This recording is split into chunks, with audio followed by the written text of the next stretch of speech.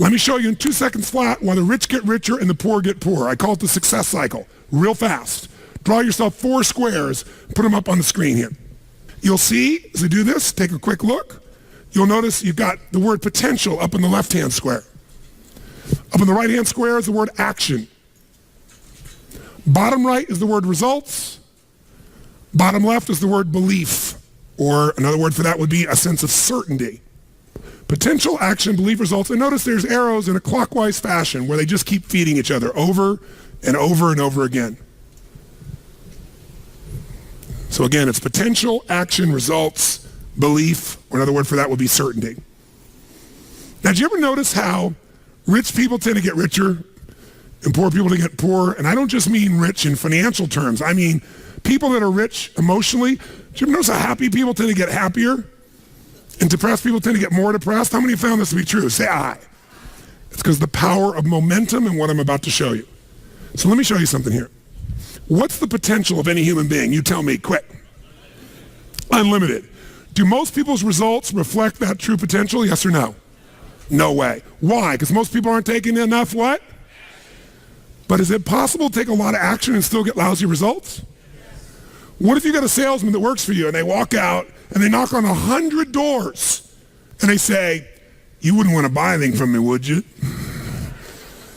Or they don't say that verbally, but they say it non-verbally. Is that going to affect their results? Yes or no? So it's not enough even to take enough action, because when we believe it's not going to work or we're uncertain, does that affect how much of our potential we tap? Yes or no?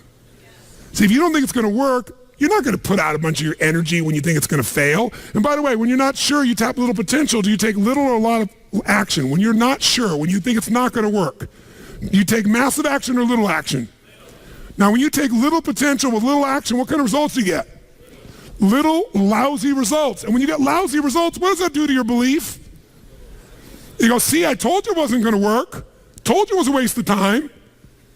And then, by the way, when you have less belief, how much more potential do you take? More or less?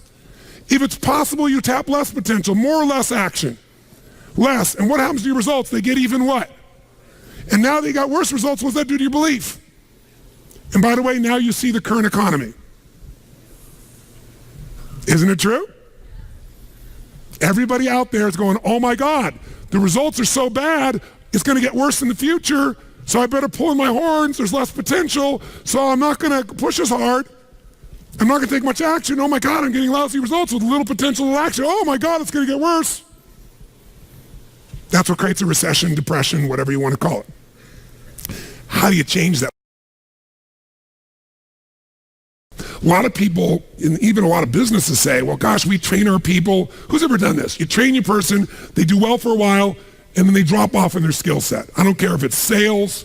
I don't care if it's a technical skill, having to do with accounting or something on the computer. Who's experienced this with people you work with? Say aye.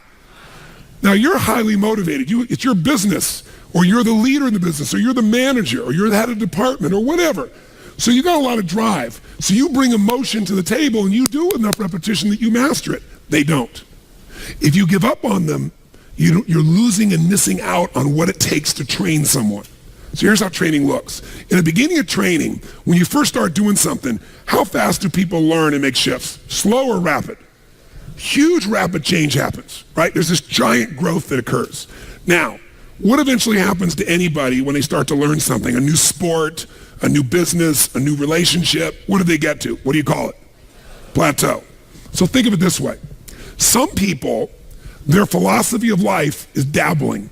Here's what a dabbler does. They take on a sport like, let's say, tennis. And when they're brand new, they know nothing about tennis. They don't know how to hold the racket. They don't know how to swing. They don't know how to keep score. They think love is an emotion when it's a zero, right? There's nothing, right? But from not knowing anything, in a short time with a little bit of training, do they get pretty damn good, yes or no? If this is 100% mastery and this is zero, they might go to 20 or 30% growth like that within a few days, a few weeks. How many follow what I'm saying here? Say aye. Now what's interesting is, will they top out? Yes or no? There'll be a point in which they plateau. What's a plateau? It's when you're doing the same amount of effort, but you're not getting the same level of reward. You're not making the same progress. So in the beginning, how hard is it to make progress when you're a brand new company? I mean, creating a product is progress. Selling your first customers is progress. Getting your first account is progress. Pretty easy, right?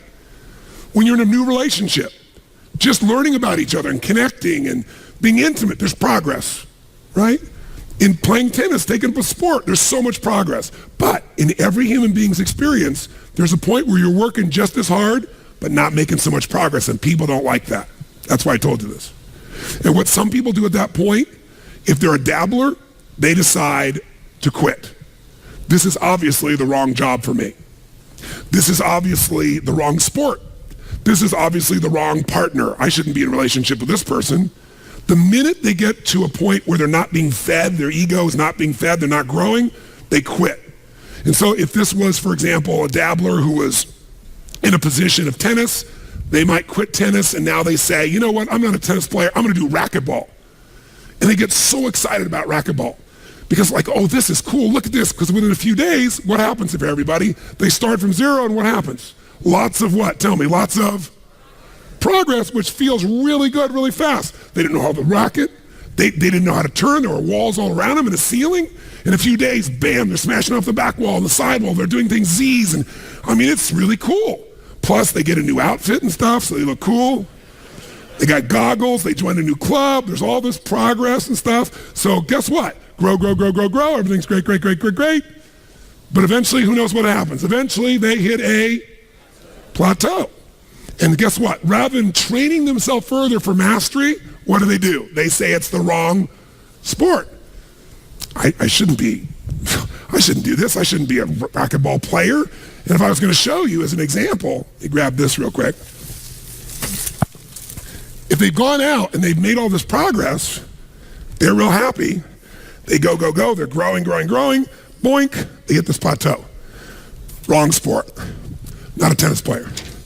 Go up like this, boink, racquetball, all of a sudden, working hard, not getting the result, wrong thing, wrong relationship, wrong job, wrong mission. So then they go out and play golf and they go, boom. They don't even get the progress. And they go, I didn't need to use the F word that many more times in my life, right? You know, different piece. Now that's what a dabbler does. And by the way, dabblers by their nature are unhappy. Think about this. Even with all the economic challenges that exist, most people in North America for sure have a better quality of life than 95% of the planet. 95% of the planet is living on what? How much? 2/3 of the planet, I should say, is living on $2 a day. Your worst nightmare is somebody else's greatest dream. Most of the planet's greatest dream. Your idea of economic downfall is somebody's dream. That's the truth. And so what happens, though, is, would you agree we have more choices, more freedoms, more opportunities today than any time in human history, yes or no? Yes. Are most people happy? Is their happiness tied to the quality of life they really have? Because we're a world now that's shallow. Most people are dabblers. They try something for a while, doesn't work out, they do something else. Now, you wouldn't be in this room for 5 days if you were a dabbler, but how many of you got to deal with some of these dabblers out there? Say aye. Dabblers are the people you want to make sure you keep off your team or get off quickly because they're going to quit anyway.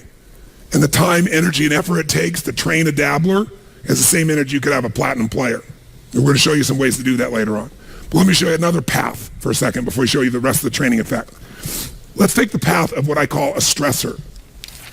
Here's the stressor's philosophy. I find the way. Who can relate to this? Say I.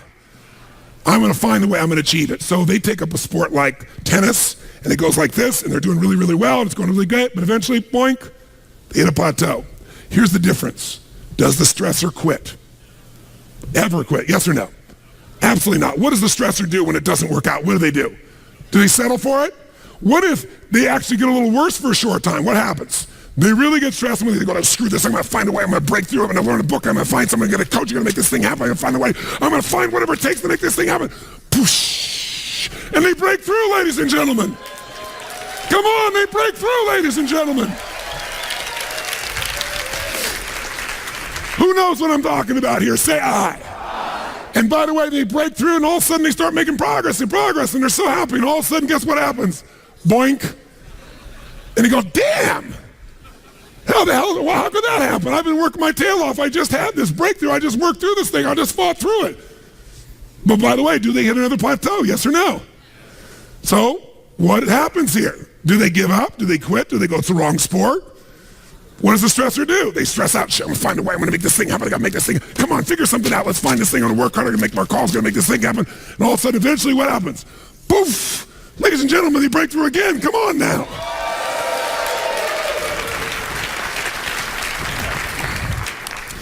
And by the way, they eventually get where they want to be. The problem is they're so stressed out by the time they get there, they're so exhausted they can't enjoy it. Every person in this room who described failure described it for the following reasons. And I gave all the reasons: time, money, network we don't have, people we don't have, not the right management, not the right people, right? We don't have the resource. And they went through this whole thing. I said, what all these things, not of Supreme Court justices, what they all have in common is you're all saying we didn't have the resources to succeed. Money is a resource. Time is a resource. Technology is a resource. People is a resource. Experience is a resource. Supreme Court justices are so many resources, right? And they all agreed. I said, here's the only problem. I said, in my experience, and you correct me if you're wrong, and I want an honest answer.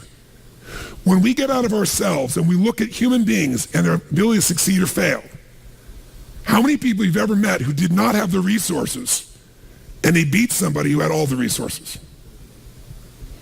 I said, resources, when you look at the most powerful and effective people in history, were never the problem. They didn't have the resources, but they got them. How do people get resources when they don't have them? The answer is they're resourceful. The ultimate resource is resourcefulness. That's what makes someone successful. And here's what's great about resourcefulness. Who has it within them? Who? Who? Every human being, but the question is whether you access it or not. Now, strategic innovation is different than just constant, never-ending improvement. Constant, never-ending improvement is a very, very important principle. If you're not constantly improving, you're definitely going to be passed up by your competition. But if you're thinking about strategic innovation, what it really means to me is rewriting the rules for competition within an industry, within an area. When you change how people compete, when you change the rules, you take over that industry. You shift completely the game. So in my industry, the vast majority of people spoke and still do for 1 to 3 hours, which many of you yesterday wish I was one of those people. But that's usually it, because what it was is about inspiration, right? It's inspire people. And what happened for me is 90% of them are an hour or 90 minutes. And I was like, it's wonderful. That's a useful tool. But, inspiration is like motivation. Motivation's nice, and it's like a bath. It doesn't last, but you still take a bath every day. But my view was, how do I get people into immersion? How do I put people in an experience where their life really changes? And so I changed the game, and people never even considered saying, we're going to do 3 or 4 days and nights where you're going to go 50 hours. No one will sit there. They won't sit for a 3-hour movie that someone spent $200 million on. But I changed the game. I changed the rules, because once people got the result, even if in the beginning it was tough on them, by the end, the level of transformation was so huge, it changed the rules, it changed the game, it changed the size, it gave me a brand, it let me dominate an industry. Because when people walk up to me throughout my life, the number one phrase, you can see me anywhere in the world, dozen times a day, not in a seminar, just walking around, is, oh my God, Tony Robbins, you changed my life. It's like, I always say, you changed, but thanks for the credit, I'm glad I helped. But they'll say that like clockwork, every single time. That's different than I like your product. That's different than I enjoyed your seminar.